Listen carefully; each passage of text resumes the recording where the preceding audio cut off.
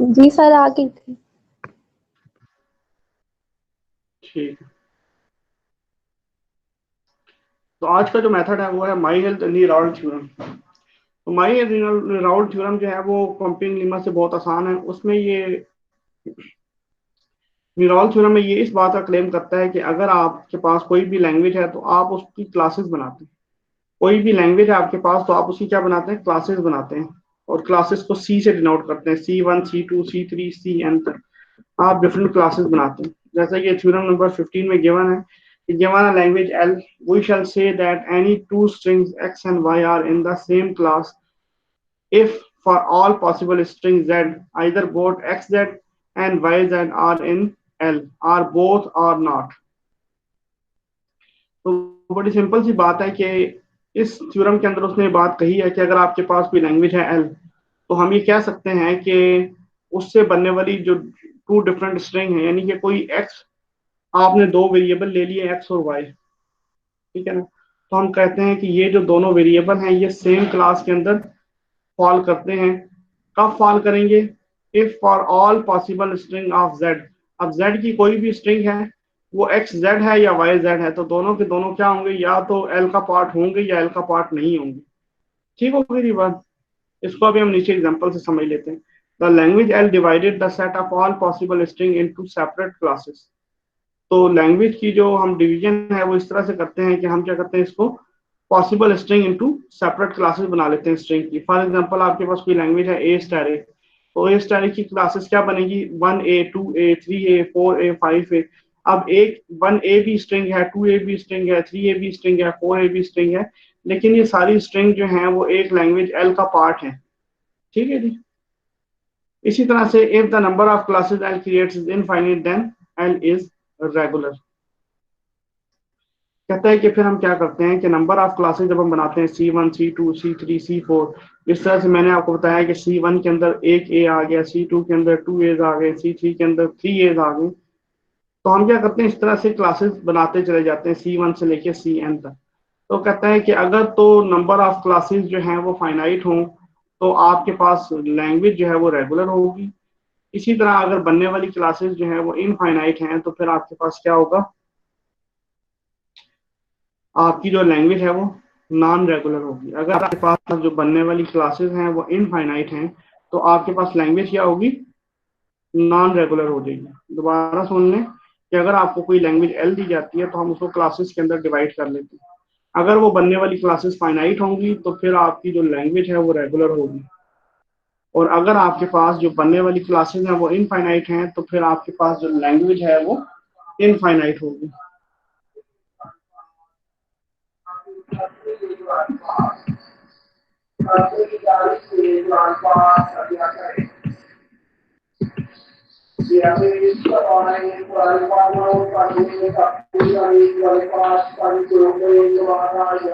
एक मिनट जरा वेट करो।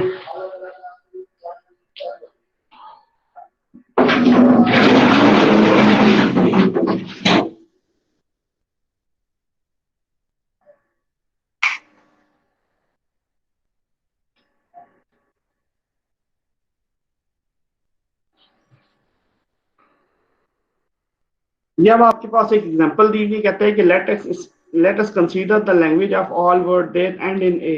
कहता है कि ये आपके पास एक ऐसी लैंग्वेज दी हुई है जो कि एंड जो है वो ए के ऊपर होती है।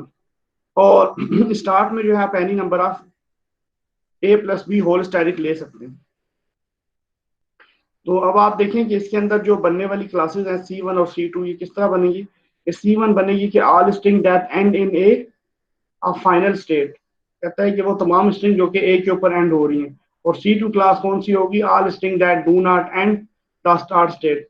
और वो तमाम स्टेट जो कि ए पे एंड नहीं हो रही वो सारी की सारी स्टार्ट स्टेट के ऊपर ही चली जाएंगी। जो चीज फाइनल पे आएगी वो ए के साथ आएगी, और जो चीज फाइनल पे नहीं आएगी वो सारी की सारी फिर इनिशियल स्टेट पे होंगी। तो आपने इस लैंग्वेज को एक्सेप्ट करने के लिए हमेशा ए को लाजमी एक्सेप्ट करना होगा। तो इसमें जो स्ट्रिंग बनेगी वो दो तरह की बनेगी। एक वो स्ट्रिंग C1 वो स्ट्रिंग होगी जो ए पे एंड हो रही होंगी, और C2 स्ट्रिंग जो ए पे एंड नहीं हो रही होंगी। तो इस तरह से इसकी जो बनने वाली क्लासेस है वो टू हैं, और टू जो है वो फाइनाइट है, इसलिए ये लैंग्वेज जो है वो रेगुलर होगी। ये लैंग्वेज क्या होगी, रेगुलर होगी। ये बात समझ आ गई है।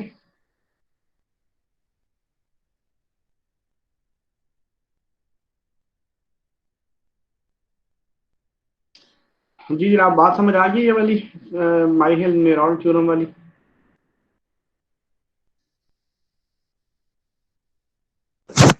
सर दोबारा बता दें। इसमें वो ये कहता है कि हम नंबर ऑफ क्लासेस बनाते हैं, जो भी लैंग्वेज हमें मिलती है उसकी हम क्लासेस बनाते हैं, C1 से लेके CN तक। अगर वो क्लासेस जो हैं वो फाइनाइट होंगी, यानी कि आप काउंट कर सकते हैं 1 2 3 4, 1 2 3 4 5 10 12 30 40, तो वो आपकी लैंग्वेज रेगुलर होगी। अगर जो नंबर ऑफ क्लासेस हैं वो इनफाइनाइट हैं, यानी कि वो CN तक चली जाती है, तो फिर आपके पास जो लैंग्वेज बनेगी वो कौन सी होगी? इनफाइनाइट होगी। तो अभी आप देखें इस एग्जांपल में वो कहता है कि आपके पास एक ऐसी लैंग्वेज है जो कि ए के ऊपर एंड होती है। तो इसमें दो तरह की लैंग्वेज बनेगी, C1 वो लैंग्वेज जो कि ए के ऊपर एंड हो रही है, और C2 वो जो कि ए के ऊपर एंड नहीं हो रही। तो इस तरह से टोटल बनने वाली जो क्लासेस हैं वो 2 हैं, और 2 जो है वो फाइनाइट है। लिहाजा ये जो एग्जाम्पल आपको दी हुई है इसमें जो L1 लैंग्वेज दी हुई है वो क्या होगी? रेगुलर लैंग्वेज होगी। आप समझ आ गई? ये इनफाइनाइट कैसे आगे होती हैं? देखिए, फाइनाइट ऐसे होती हैं कि जिस तरह से जिन्हें आप काउंट कर सकते हैं। अब आप देखिए ये दो क्लासेस बनी है ना इसमें, वो कह रहा है ये एक ऐसी लैंग्वेज है जो कि एक के ऊपर एंड होती है। अब दो पॉसिबिलिटीज हो सकती है ना इस सवाल में, एक वो वाली जो कि एक के ऊपर एंड हो रही होंगी, और एक वो जो दो एक के ऊपर एंड नहीं हो रही होंगी। C1 क्लास वो होगी जिसमें वो तमाम स्ट्रिंग आ जाएंगी जो एक के ऊपर एंड होंगी, जो फाइनल स्टेट पे जा रही होंगी। और C2 के अंदर वो तमाम की तमाम स्ट्रिंग आ जाएंगी जो कि फाइनल स्टेट पे नहीं जा रही होंगी, जो इनिशियल स्टेट के ऊपर ही लूप को लेती रहेंगी, लेकिन फाइनल स्टेट पे नहीं जाएंगी। तो जब जैसे ही वो फाइनल स्टेट पे जाएंगी तो वो पहली वाली क्लास के अंदर आ जाएंगी जो ए पे एंड हो रही है। और अगर वो ए पे एंड नहीं हो रही होंगी तो वो दूसरी वाली स्ट्रिंग के अंदर आ जाएंगी, C2 क्लास के अंदर आ जाएंगी, जो कि डिफरेंट किस्म की स्ट्रिंग को एक्सेप्ट कर रही है लेकिन ए के साथ फाइनल स्टेट पे नहीं जा रही। ठीक हो गई बात? तो इस तरह से हमारे पास बनने वाली क्लासेस तो टू है ना, C1 और C2।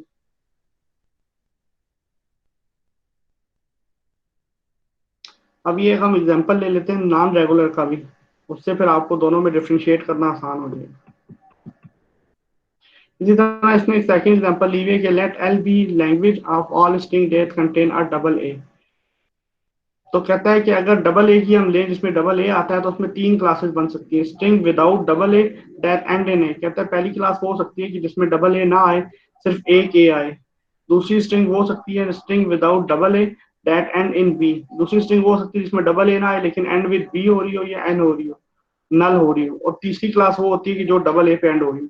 अब देखिए उसने कहा है कि L1 एक ऐसी लैंग्वेज है जो डबल ए के ऊपर एंड हो रही है। इसकी तीन पॉसिबिलिटी बनती है, या वो लैंग्वेज डबल ए के ऊपर एंड हो रही होगी, या वो सिंगल ए के ऊपर एंड हो रही होगी, या वो बी और नल के ऊपर एंड हो रही होगी। तो ये भी तीन क्लासेस जो बनी है C1 C2 C3, ये फाइनाइट है।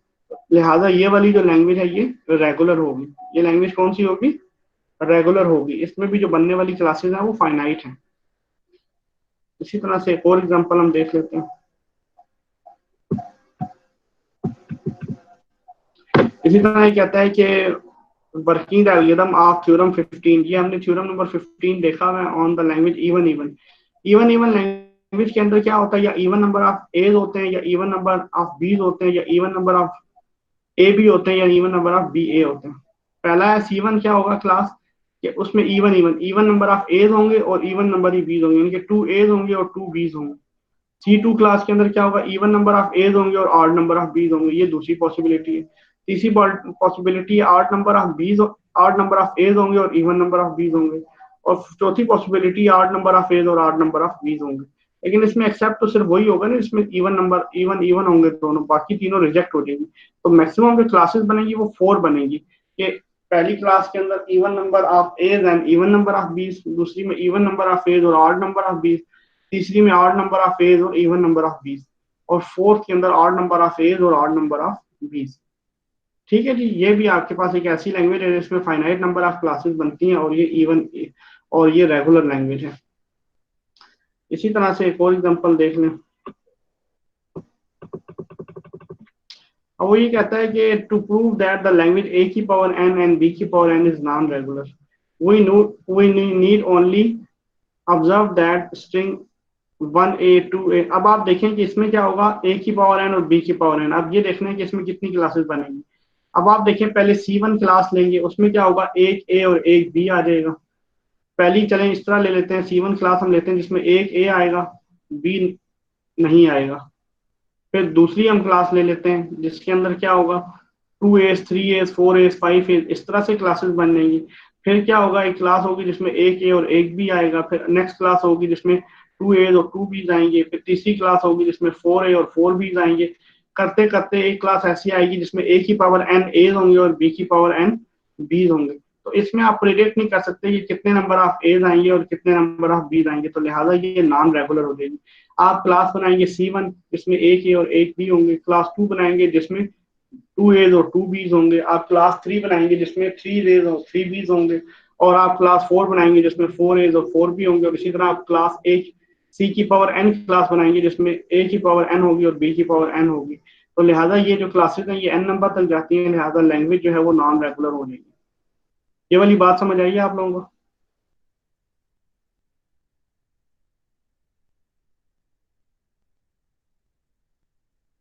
Yes sir.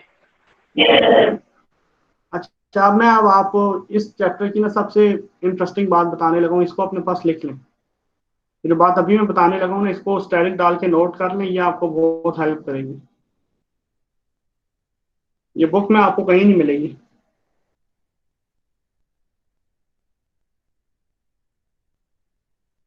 हाँ जी, रेडी है सब?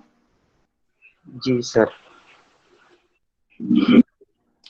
अच्छा, आप ये देखिए, मैंने आपको ये बताया था कि अगर आपके पास किसी, जो भी हम लेते हैं ना स्ट्रिंग, जैसे अभी मैंने लिया ए की पावर एन बी की पावर एन, ए की पावर एन बी की पावर एन सी की पावर एन, ए की पावर एन बी की पावर एन, फिर ए की पावर एन। अगर आपके पास एन की पावर एक से ज्यादा अल्फाबेट के ऊपर हो, जिसका यहाँ आप देखें ना, 2 के ऊपर ए की पावर एन बी की पावर एन है, 2 है ना, ये ए के ऊपर भी एन है और बी के ऊपर भी एन है। फिर नेक्स्ट एग्जांपल देखिए, उसमें ए की पावर एन है, फिर बी है, फिर ए की पावर एन है, इसमें भी एक से ज्यादा के ऊपर एन की पावर है। तो मैंने आपको ये बताया था कि अगर पंपिंग डीमा के अंदर एक से ज्यादा दफा एन की पावर आ जाए तो वो क्या हो जाती है, नॉन रेगुलर हो जाती है। ये बात तो पता है ना आपको? Yes sir. बिल्कुल इसी तरह माई हिल निराल थ्योरम के अंदर भी अगर एक से ज्यादा दफा एन की पावर आ जाए, एक से ज्यादा दफा, if power of n is occur more than one time, then that language become non regular. ठीक है, ये सिंपल सी इसकी पहचान है कि जब तक एक दफा ए की पावर एन आ रहा है या बी की पावर एन आ रहा है क्वेश्चन के अंदर, या एन लैंग्वेज उसने दी हुई और उसने कहा है कि ये रेगुलर है या नॉन रेगुलर है, और जो एन की पावर है वो सिर्फ एक बार है, चाहे वो पंपिंग लीमा हो चाहे वो माई हिल निराल थ्योरम हो, दोनों केस के अंदर वो क्या होगा, रेगुलर होगा। और अगर ए की पावर एक से ज्यादा दफा आ रहा है, चाहे वो पंपिंग लीमा के अंदर आ रहा है या चाहे वो माई हिल निराल थ्योरम के अंदर आ रहा है, तो उस सूरत के अंदर क्या होगा, वो दोनों नॉन रेगुलर हो जाएंगी, चाहे वो पंपिंग लीमा हो चाहे वो माई हिल निराल थ्योरम हो। उस केस में वो दोनों क्या हो जाएंगी, नॉन रेगुलर हो जाएंगी। ये बात अपने पास लिख लें और समझ लें इसको अच्छी तरह से।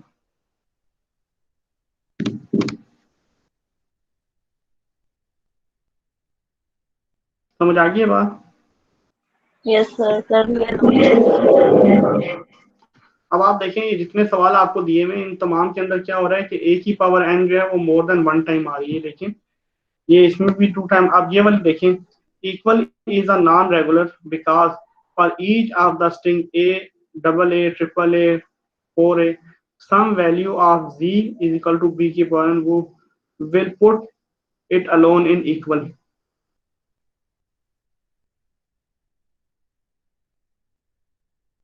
ठीक है, अब इक्वल के अंदर क्या होता है कि आपके पास इक्वल नंबर ऑफ टाइम आना चाहिए, लेकिन जब आप एन लेते हैं, एन को जब आप एज्यूम करते हैं तो एन को आप 1 2 3 4 एज्यूम करते हैं। आप एन को एज्यूम ऐसे नहीं करते कि वो 2 4 6 8 हो, 1 3 5 7 हो, एन की पावर स्केयर में हो, एन जो है प्राइम नंबर हो, एन जो है वो रेगुलर नंबर हो, एन जो है वो नेचुरल नंबर हो।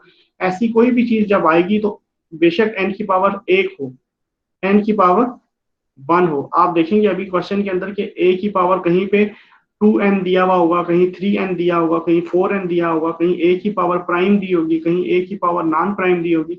ऐसी तमाम की तमाम चीजें नॉन रेगुलर होती हैं क्योंकि एन को हमने मैक्सिमम क्या लेना है, 1 2 3 4 इस तरह से लेना है। और पंपिंग लीमा या माई हिल रेनॉल्ड थ्योरम के अंदर किसी भी जगह उसने हमें ये नहीं बताया हुआ कि हमने एन की पावर को 2 4 6 8 इवन लेना है या आर्ड लेना है या प्राइम नंबर लेना है या नेचुरल नंबर लेना है या स्क्वायर लेना है या डबल स्क्वायर लेना है, ऐसी कोई बात नहीं बताई हुई। जहां भी ऐसी बात आएगी और जहां पे आपको एज्यूम करना पड़ेगा कि लेट्स सपोज पहली पहली दफा में जो वर्ड बन रहा है वो a की पावर 1 बन रही है और दूसरा जो वर्ड बन रहा है वो a की पावर क्यूब बन रही है, फिर a की पावर 6 बन रही है, तो ऐसी चीज आपको n की पावर डिफाइन करने की इजाजत नहीं देता। लिहाजा इस तरह की चीजें जिस भी सवाल के अंदर आप देखेंगी तो उसकी ऑब्जर्वेशन में आप यही लिखेंगी कि n की जो पावर है वो हम 1 से लेके n तक ले सकते हैं और इसके अंदर हम क्लम्प मीन जंप नहीं लगा सकते, 2 4 नहीं जा सकते, 1 3 नहीं जा सकते, प्राइम नहीं जा सकते, इवन आर्ड नहीं जा सकते। तो लिहाजा इस तरह की जितनी चीजें हैं वो सारी की सारी क्या हो जाएंगी, नॉन रेगुलर हो जाएंगी। जिस तरह से अभी आप देखें इसने नीचे एग्जांपल दी है पैलिंड्रोम। अब हमें n की वैल्यू कहीं ये नहीं बताती कि हमने सिर्फ पैलिंड्रोम उठाना है। अब पैलिंड्रोम में क्या होगा कि सिर्फ आप एक एनी नंबर ऑफ एज ले सकते हैं या एनी नंबर ऑफ बी ले सकते हैं, लेकिन आप ए बी को तो पैलिंड्रोम नहीं कह सकते ना, क्योंकि आप ए बी का आउट लेंगे तो बी ए आ जाएगा। तो इसके अंदर आपको बहुत सारी क्लासेस बनानी पड़ेंगी, एन नंबर ऑफ क्लासेस बनानी पड़ेंगी और हर वर्ड के लिए अलग अलग क्लास बनानी पड़ेगी पैलिंड्रोम के अंदर। तो लिहाजा ये लैंग्वेज क्या हो जाएगी, नॉन रेगुलर हो जाएगी, क्योंकि इसके अंदर कोई सीक्वेंस नहीं है और एन हमेशा हमें सीक्वेंस की तरफ लेके जाता है। ठीक हो गई जी बात। Yes sir. अब आप देखिए कि ये उसने डबल वर्ड दिया हुआ है। अब डबल वर्ड एन हमें 1 2 3 4 बताता है, डबल वर्ड तो नहीं बताता।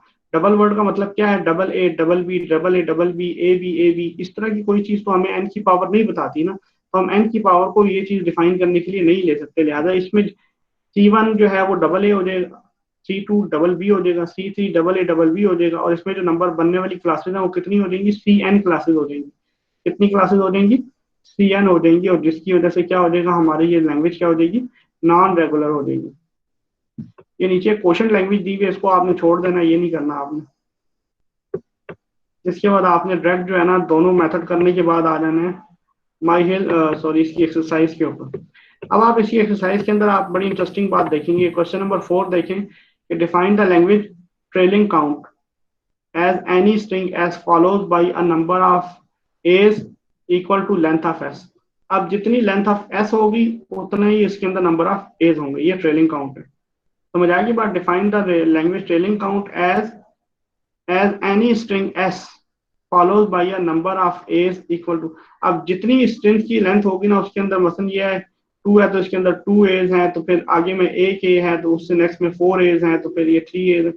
तो स्ट्रिंग की जितनी लेंथ है कहते हैं as any string S follows by a number of A's equal to length of S. तो लेंथ ऑफ एस के बराबर जो है ना उसके अंदर नंबर ऑफ एज होंगे। अब इसने क्या डिफाइन, ये इसने एग्जांपल दी हुई है। अब इसको हम क्या कर सकते हैं, पंपिंग लीमा के थ्रू डिफाइन नहीं कर सकते। क्यों, क्योंकि पंपिंग लीमा के अंदर हमें वो क्या कहता है कि ए अगर आपने लिया, ए की पावर अगर आपने एन लिया है तो ए को आप एक ले सकते हैं, दो ले सकते हैं, तीन ले सकते हैं, चार ले सकते हैं। आप ऐसा नहीं कर सकते कि पहली दफा में ए को डबल ए ले लें, फिर ए को आप सिंगल ले लें, फिर ए को आप चार ले लें, फिर ए को आप तीन ले लें, फिर ए को आप तीन ले लें, फिर ए को 2 ले लें, फिर 6 ले लें। ये जो ट्रेलिंग काउंट उसने दिया हुआ है ये किसी भी तरह से पंपिंग लीमा के थ्रू आप डिफाइन नहीं कर सकते। लिहाजा ये लैंग्वेज जो है वो पंपिंग लीमा के थ्रू नॉन रेगुलर हो जाएगी। और इसी तरह इसमें जो बनने वाली क्लासेज हैं C2 C3 C4 up to CN तक, ये भी इनफाइनाइट क्लासेज इसमें बनेंगी, क्योंकि हर वर्ड के लिए आपको अलग अलग क्लास बनानी पड़ेगी। तो by the definition of Myhill Nerode theorem ये लैंग्वेज जो है वो नॉन रेगुलर हो जाएगी। तो एक लैंग्वेज अगर पंपिंग लीमा से नॉन रेगुलर है तो वो डेफिनेटली माई-हिल-नेरॉन थ्योरम से भी नॉन रेगुलर ही होगी। ऐसा कभी नहीं हो सकता कि एक लैंग्वेज है वो पंपिंग लीमा से रेगुलर हो जाए और माई-हिल-नेरॉन थ्योरम से वो नॉन रेगुलर हो, ऐसा कभी भी नहीं होगा। ये बात समझ आ गई है मेरी आपको? Yes sir. लेकिन यस सर। क्वेश्चन समझ नहीं आ रहा। आप बताएं कौन सा क्वेश्चन समझ, ये वाला मैंने अभी जो बताया समझ नहीं आया? नहीं सर, ये स्ट्रिंग एस किस तरह, क्या मतलब है इसका, मुझे ये समझ नहीं आ रही। ट्रेलिंग काउंट की तो समझ आ गई कि उसने एक स्ट्रिंग दी है, लेकिन ये जो string S followed by number, ये ट्रेलिंग क्या? काउंट को समझ, ट्रेलिंग काउंट देखिए, ट्रेलिंग काउंट आप समझेंगे किधर से, इधर से जो उसने बताया है ये ट्रेलिंग काउंट है कि पहले 2 एज आ गए, फिर एक ए आ गए, फिर 4 ए आ गए। इसका कोई सीक्वेंस नहीं है, उसने खुद से एक लैंग्वेज ली है जिसको उसने ट्रेलिंग काउंट कह दिया है और वो कहता है कि इस स्ट्रिंग के अंदर जो number of A's any string as follows by a number of A's equal to length of S. अब लेंथ ऑफ एस क्या है, इसके अंदर कहता है कि इसमें 2 लेंथ है तो इसके अंदर क्या होगी, 2 एज आ जाएंगी। ये इसने खुद से बना दिया। दूसरे में इसने कहा बी ए और इसके अंदर उसने ए के ले लिया। इसने लेंथ ऑफ एस को फॉलो ही नहीं किया, इसने खुद से एक ट्रेलिंग काउंट लिया और खुद से उसने एक लेंथ डिफाइन किया और लेंथ को यहाँ पे सही तरह डिफाइन भी नहीं किया हुआ। तो इसको आपने जस्ट इस तरह समझना है कि ये जो इसने खुद से ट्रेलिंग काउंट दिया हुआ है इसमें से आपने देखना है कि इसमें क्या सीक्वेंस बन रहा है, ए का या बी का। आप ए का सीक्वेंस ले लें और आप कहें कि अगर हम ए की पावर एन लेते हैं तो उसमें तो पंपिंग लीमा ही कहता है कि सीक्वेंस 1 से लेके एन तक हो सकता है, लेकिन यहाँ पे तो वो सीक्वेंस फॉलो ही नहीं किया गया। तो लिहाजा ये language by the definition of pumping Lima non regular है। क्या है? Non regular. इसको समझने के लिए नीचे ये तो उसने कोई लॉजिक ही नहीं दी हुई ना, मुझे भी इसकी कोई समझ नहीं आई इस लॉजिक की उसने क्या किया हुआ। बस मैंने हाइपोथेटिकली यहाँ से देख के आपको बता दिया कि इसके अंदर ये पंपिंग लीमा पे पूरी नहीं होती, तो ये इस वजह से ये नॉन रेगुलर है। दूसरी देखें जिसमें कुछ लॉजिक वाली उसमें बात की हुई है कि define the language even palindrome. Even palindrome के अंदर क्या होता है कि जो इवन होती हैं चीजें, जैसा 2 A's हैं, 2 B's हैं, 4 A's हैं, A डबल B है, तो ये सारी चीजें इवन भी हैं और पैलिंड्रोम भी हैं, ये जो उसने दी हुई। लेकिन इस केस के अंदर भी आप ए को किसी सीक्वेंस के थ्रू डिफाइन नहीं कर सकते। अगर आप ए की पावर एन लेते हैं और इसको डिफाइन करने की कोशिश करते हैं तो आप नहीं कर सकते। अगर आप बी की पावर एन लेते हैं और इस सीक्वेंस को डिफाइन करने की कोशिश करते हैं तो आप नहीं कर सकते। हाँ, इस एक वर्ड के लिए आप इक्वेशन बना सकते हैं, लेकिन नेक्स्ट वर्ड के लिए आपको अलग इक्वेशन बनानी पड़ेगी, उससे नेक्स्ट के लिए आपको अलग इक्वेशन बनानी पड़ेगी, उससे नेक्स्ट के लिए अलग इक्वेशन बनाना पड़ेगी। तो एक इक्वेशन के अंदर ये सारे के सारे वर्ड एक्सेप्ट नहीं हो सकते ना, एक इक्वेशन के अंदर ये सारे के सारे वर्ड। Yes sir. जी बताएं। नहीं हो सकते ना। तो इसलिए ये नॉन रेगुलर हो जाएगी, क्योंकि आप इसे पंपिंग लीमा के थ्रू डिफाइन ही नहीं कर सकते। इसी तरह से ऑड पैलिंड्रोम है, इसको भी नहीं आप अगर इवन को नहीं कर सकते तो ऑड को भी नहीं कर सकते। तो इस वजह से ये पंपिंग लीमा से भी नॉन रेगुलर है और माई हिल विराट से भी नॉन, क्योंकि माई हिल के लिए भी आपको अलग अलग हर वर्ड के लिए अलग क्लास बनानी पड़ेगी। तो अगर एन नंबर ऑफ वर्ड्स है तो एन नंबर ऑफ क्लासेस हो जाएंगी, तो ये भी क्या हो जाएगी, नॉन रेगुलर हो जाएगी। क्वेश्चन नंबर 6 देखें, स्क्वायर है। अब मैंने आपको बताया था ना ए की पावर एन वो हमें कहता है कि 1 2 3 4 होंगी, लेकिन यहाँ वो ए की पावर क्या ले रहा है, 1 और 8 स्क्वायर में ले रहा है ना। समझ आ गई बात? 1 का स्क्वायर, 2 का स्क्वायर, ठीक है ना। 2 की पावर 1, 2 की पावर 2, 2 की पावर 3, 2 की पावर 4। अब हमें पंपिंग लीमा ये तो कभी नहीं कहता कि आप एन को स्क्वायर में लें, ये कहता है? आप बताएं मुझे, कहता है या नहीं कहता? नहीं करता। नहीं कहता ना, तो इसलिए ये नॉन रेगुलर हो जाएगी। और इसके अंदर जो बनने वाली क्लासेस हैं, पहली वर्ड के लिए आपको अलग क्लास बनानी पड़ेगी, दूसरे के लिए अलग, तीसरे के लिए अलग, चौथे के लिए अलग। तो इस तरह आपको एन नंबर ऑफ क्लासेस बनानी पड़ेगी, तो ये माई हेल के लिए भी नॉन रेगुलर हो जाएगा। समझ आ रही है इनके क्वेश्चंस की? Yes sir. देखने में मुश्किल है। इसी तरह आप देखें प्राइम नंबर है, ए की पावर पी और बी की पावर पी। अब आप देख लें इसमें ए की पावर एन और बी की पावर एन वाला फिनोमेना है। अगर आप ए की पावर एन को ए की पावर पी ले लेंगे तो फिर बी की पावर एन को आप बी की पावर पी नहीं ले सकते, क्योंकि आप पंपिंग लीमा के अंदर एक टाइम में एक की पावर एन ले सकते हैं। इसमें 2 की पावर एन आ रही है और 2 की पावर एन आने के बाद उसमें सिर्फ वो प्राइम नंबर को ले रहा है, सिर्फ प्राइम नंबर को ले रहा है। तो ये दो तरह से नॉन रेगुलर है, एक तो इसके अंदर 2 चीजों की पावर एन आ रही है और दूसरी बात यह है कि ये प्राइम नंबर है। तो ना तो पंपिंग लीमा एक से ज्यादा को पावर में ले सकता है और ना ही पंपिंग लीमा हमें ये कहता है कि आप प्राइम नंबर ले सकते हैं। तो ये दो दो तरह से जो है ना वो डिफरेंट हैं चीजें, पंपिंग लीमा के अगेंस्ट है। तो इस वजह से ये लैंग्वेज नॉन रेगुलर हो जाएगी। और इसी तरह से अगर माई निरॉन थ्योरम को देखें तो इसके अंदर एन नंबर ऑफ क्लासेस बनती हैं। नीचे वाला 9th क्वेश्चन देख लें कि डिफाइन द डबल फैक्टर। अब डबल फैक्टर क्या है, ए की पावर एन का फैक्टोरियल और बी की पावर एन का फैक्टोरियल। अब जब आप सिंपल जो है ए की पावर एन और बी की पावर एन को पंपिंग लीमा से डिफाइन नहीं कर सकते, तो आप ए का फैक्टोरियल और बी का फैक्टोरियल कैसे डिफाइन कर सकते हैं पंपिंग लीमा के अंदर।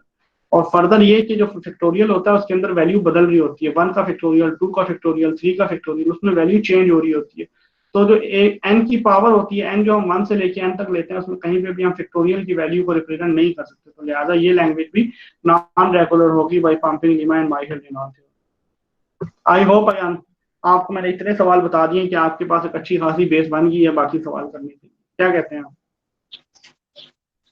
Yes sir. आपको कोई सवाल है इसमें तो पूछ।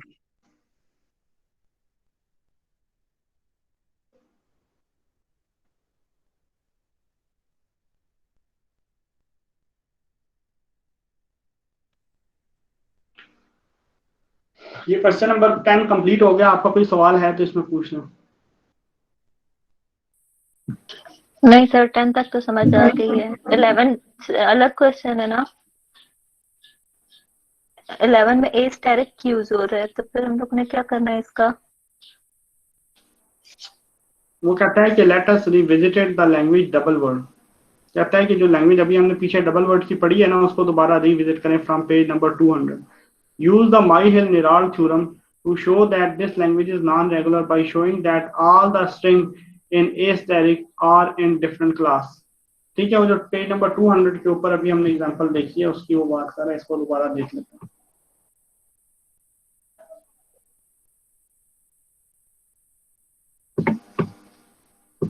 ये देखिए, ये एक लैंग्वेज है, ठीक है, ये छोड़ दें क्वेश्चन, ये क्वेश्चन लैंग्वेज का है, इसको रहने दें, ये फिर क्वेश्चन लैंग्वेज मुझे समझानी पड़ेगी, ये रहने दें आप। ठीक, क्वेश्चन नंबर ओके 11 सर, इसका रहने दें। सही है सर।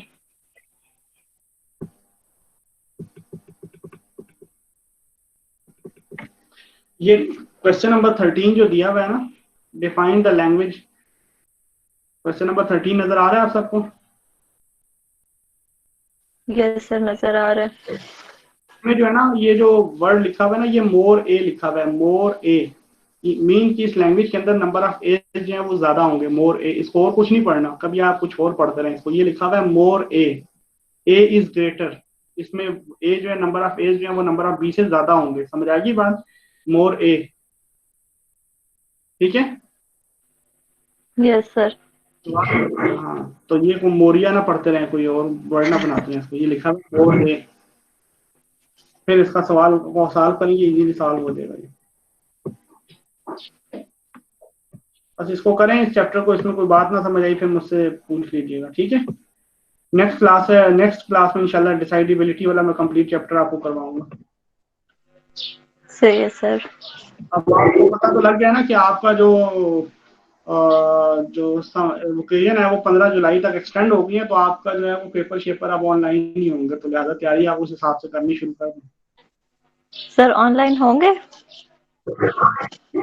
हाँ जाहिर है होंगे, तभी तो आप प्रमोट होंगे, या फिर पिछले, या ये भी हो सकता है कि पिछले सेमेस्टर वाला जीपीए आपको दे दिया जाए। तो सर ग्रेडिंग का क्या करेंगे पर सब्जेक्ट के लिहाज से? वही करेंगे जो पिछले सेमेस्टर में आपकी पर सब्जेक्ट ग्रेडिंग एवरेज ले लेंगे उनका, और सारे सारे जो सब्जेक्ट हैं उनमें वो ग्रेडिंग शायद दे दें, इस तरह का। मसलन पिछले सही है सेमेस्टर सर। में आपका एवरेज जो ग्रेड है ना एक सब्जेक्ट का, वो आता है 2.7, ठीक है ना, या आप कहते हैं कि सी प्लस आता है, या बी माइनस आता है, या बी आता है एवरेज ग्रेड, तो इस सेमेस्टर के सारे जो सब्जेक्ट हैं उसमें वो ग्रेड लग जाएगा। सर मेरा तो अल्फा आया था लास्ट टाइम। तो फिर इस दफा अल्फा आ जाएगा। सर बस आप देने वाले बने, लास्ट टाइम भी आपने दिया था। जाहिर है आपने लिया था तो मैंने दे दिया था जी, मैंने को अपने घर से ला के तो नहीं आपको दिया था। ठीक है, आप लोग पढ़ें, इसकी तैयारी करें, इंशाल्लाह बेहतर हो जाएगा, इस दफा हालात ऐसे हैं तो इंशाल्लाह बेहतर हो जाएगा। ठीक है बेटे, ये कर लें, फिर इंशाल्लाह चैप्टर नंबर 11 कल दोबारा क्लास होगी, ठीक है, तमाम को मैं अभी बता रहा हूँ, मैं मैसेज भी कर दूंगा, कल दोबारा क्लास होगी, जो बुध को क्लास नहीं हुई थी वो सैटरडे को होगी, ठीक है। Okay sir. आपकी कल, हाँ कल दोबारा क्लास होगी, मैं अभी अनाउंस भी कर रहा हूँ, मैं अभी मैसेज भी कर देता हूँ। ये रोजे के बाद मैं दोनों लेक्चर आपको, आज वाला भी और पहले वाला भी, दोनों मैं आज भेज दूंगा आपको, इकट्ठे ही भेज दूंगा दोनों, ठीक है, और मैसेज भी कर दूंगा कल की क्लास का, तो कल फिर ओके 11 बजे सर। टाइम से, ठीक है जी। सर कल ओके थोड़ा सर। लेट ले लें। कितने बजे? सर 2 बजे तक ले लें, क्योंकि जो है ज्यादातर लोग उठते ही लेट हैं, तो क्लास में काफी ने यही बोला है कि थोड़ा लेट लिया करें। और सर कल हमारी क्लास है मैम हिरा के साथ 11 बजे। ठीक है, 2 बजे ले लेते हैं, कल 2 बजे कल 2 बजे क्लास होगी भाई, सब सुन लें, बाकियों को भी बता दें, मैं मैसेज भी कर दूंगा, कल क्लास 2 बजे होगी इंशाल्लाह। Okay sir. सही है सर। ठीक है जी, चलें, बहुत शुक्रिया जनाब। ओके सर, अल्लाह हाफिज। ओके जी बेटे, अल्लाह हाफिज। सर अटेंडेंस होगी? अटेंडेंस यार वो सऊद लेगा और आपका सीआर लेगा, वो मुझे बताएंगे, आपकी अटेंडेंस मुझे आपके सीआर भेजेंगे, ठीक है, उन्हें बता दें। सऊद आप अटेंडेंस ले लेनी है, ठीक है सबकी। Yes sir. सऊद चला गया? नो सर, ले लूंगा। ठीक है, और वो ए सेक्शन का जो बी सेक्शन का भी आप लोग ले लें, ठीक है जी, दोनों सीआर ले लें। वजाहत आपने भी लेनी है, ठीक है, ओके, वजाहत चला गया। वजाहत। सर वो आया ही नहीं था। अच्छा चलो ठीक है, उसको बता देना कि मुझे अपनी जो है ना वो जीआर कौन है उनके सेक्शन की। सर वो भी नहीं है इधर।